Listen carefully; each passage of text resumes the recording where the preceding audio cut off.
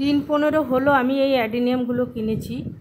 তো এই কেনা তারপরে এর ভিডিও আমি পুরো দিয়েছি, চাইলে দেখে নিতে পারেন আমার চ্যানেলে গিয়ে।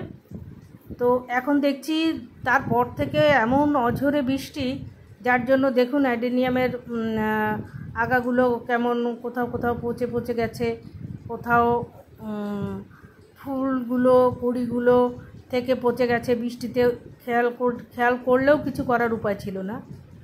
তো সেই জন্য আমি এবার বৃষ্টিটা একটু কম আছে আজকে, তবুও বৃষ্টি হচ্ছে, তো প্রত্যেকটা অ্যাডিনিয়াম ভালো করে দেখে যেটা যেটা পচে যাচ্ছে সেটা একটু বেশি করে কেটে, এগুলো আবার ফেলবো না। যেটা অল্প পচেছে সেটা না হয় ডগাটা কেটে দিলাম, কিন্তু যেটা একটু বেশি পচেছে লম্বা ডগা আছে সেটাকে কেটে নিয়ে আমি আবার গ্রাফট করার জন্য রেখে দিচ্ছি।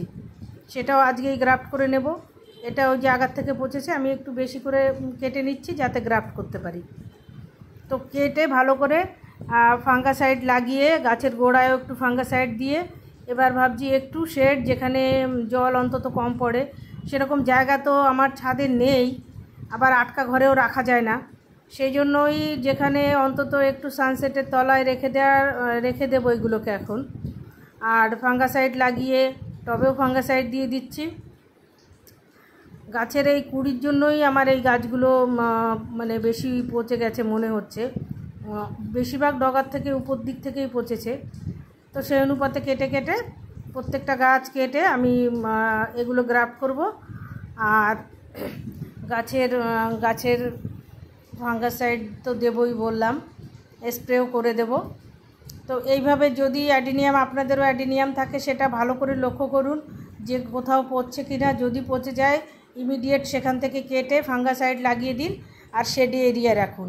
না হলে কিন্তু অ্যাডিনিয়াম ওখান থেকেই পচতে পচতে নিচের দিকে এসে গাছ নষ্ট হয়ে যাওয়ার সম্ভাবনা খুব। এই বাটিতে নিয়ে নিয়েছি ফাঙ্গাসাইড গুলে, তো এগুলো দিয়ে দিচ্ছি। এগুলো যেহেতু নতুন কেনা গাছ, পুরনো গাছগুলো আমার তেমন কিছু হয়নি, ওগুলো অনেক 5-6 বছর 3-4 বছরের পুরনো গাছ, কিন্তু এই নতুন গাছগুলোই দেখলাম একটু প্রবলেম হয়েছে। তো এইভাবে ফাঙ্গাসাইড আপনারাও লাগিয়ে দিন, তাহলে গাছ রক্ষা পাবে।